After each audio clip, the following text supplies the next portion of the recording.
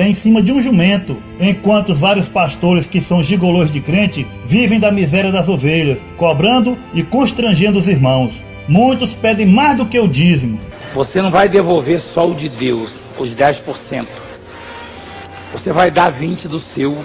Você vai ser fiel, você vai tirar 30% e falar: Senhor, representando a Santíssima Trindade, o Pai, o Filho e o Espírito Santo. E eu acho justo isso.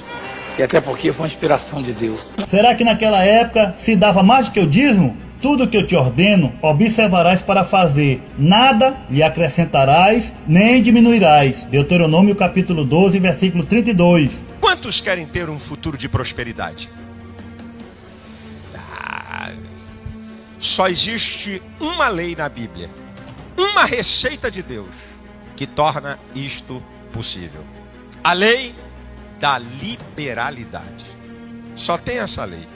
Você deve dar oferta na expectativa que você vai colher na sua vida. Eu plantei oferta na casa de Deus e vou colher bênçãos materiais na minha vida e espirituais também. Não ajunteis tesouros na terra, onde a traça e a ferrugem tudo consomem, e onde os ladrões minam e roubam. Mas ajuntai tesouros no céu, onde nem a traça nem a ferrugem consomem, e onde os ladrões não minam nem roubam. Olha o que diz em 2 Coríntios, capítulo 9, versículo 6. Cada um dê conforme determinou em seu coração, não com pesar ou por obrigação, pois Deus ama aquele que dá com alegria. Pois é, amados, nós temos que dar não por obrigação, que o dízimo é uma obrigação, nem por constrangimento, como os vários pastores dizem o seguinte: você acha que Deus merece o melhor ou o pior? Rapaz, você não sabe nem o que você está falando, cara. Você vai dizer que é o melhor. Então eles falam para você dar tudo de melhor para Deus, tudo que você tem. E você fica constrangido a dar. Mas só que o Senhor disse que não é para dar por constrangimento nem por obrigação, mas por amor. Aquilo que Deus colocou no teu coração, aquilo que você pode dar. Você deve estar de brincadeira. Isso é brincadeira.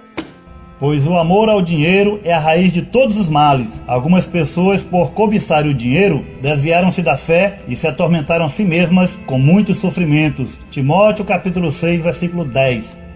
Mas mesmo crendo num Deus todo-poderoso, ele vivia uma vida desgraçada. Ah, eu sou filho de Deus. Bom, se você é filho de Deus, Deus é rico. E você? Não, eu sou miserável. Se você tem essa fé viva no Deus vivo, então você tem que se revoltar. Pode se revoltar por minha conta, mas isso não é pecado? Não, deixa que eu pago o seu pecado. Deixa comigo, deixa por minha conta, eu pago a sua revolta. Você ficar revoltado com Deus, ó Deus, eu não aceito isso. Deixa que eu resolvo esse problema com Deus por você, tá bom? Agora você já deve estar pensando: será que os pastores devem receber salário? Olha o que o apóstolo Paulo disse sobre pregar o evangelho. Porque se eu anuncio o evangelho, não tenho que me gloriar, pois me é imposta esta obrigação. E ai de mim se eu não anunciar o evangelho. E por isso, se eu faço gratuitamente, eu terei um galardão. Mas se de má vontade, apenas uma dispensação me é confiada. Isto está escrito em 1 Coríntios, capítulo 9, versículo 16 e 17.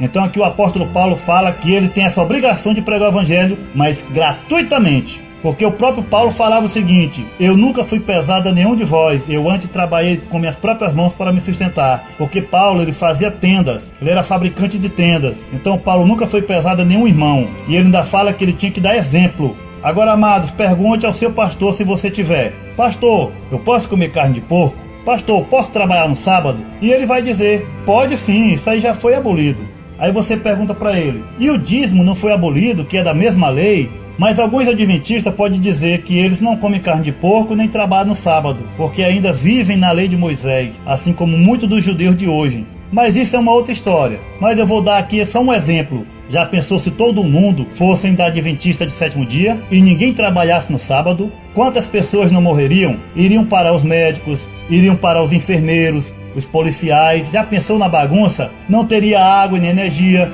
pois os operários no sábado iam parar de trabalhar, não tinha ambulância, É só pensar um pouco. Será que Deus quer isso mesmo? Não teria água nem energia, pois os operários iam parar de trabalhar no sábado. Então ia ficar tudo na escuridão. Você vê que o adventista não quer trabalhar no sábado, mas quando ele chega em casa à noite, ele quer acender a luz. Então ele vive pelo pecado dos outros, porque tem gente trabalhando no sábado, para poder aquela energia estar ligando ali. Ele quer viver pelo pecado do outro. Então, amado, será que Deus quer isso mesmo?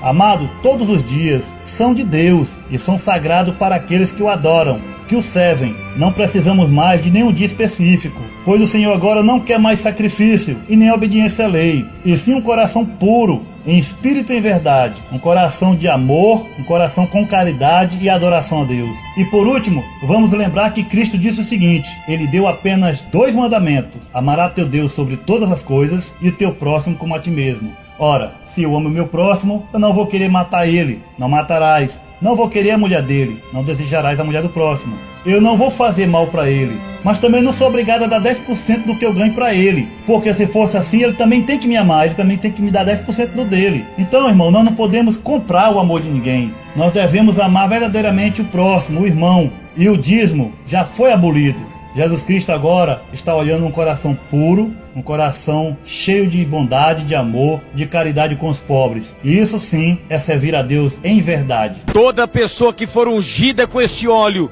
ele vai receber o dom de adquirir riquezas. Se eu estou ensinando uma coisa para vocês, eu tenho que ter na minha vida o exemplo do que eu estou ensinando. Meu dinheirinho. Tem que dar. Você tem que dar.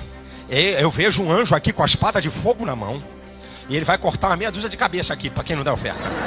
O cristão não é reconhecido ou conhecido por aquilo que recebe. O cristão é conhecido por aquilo que ele doa. Essa é a minha fé.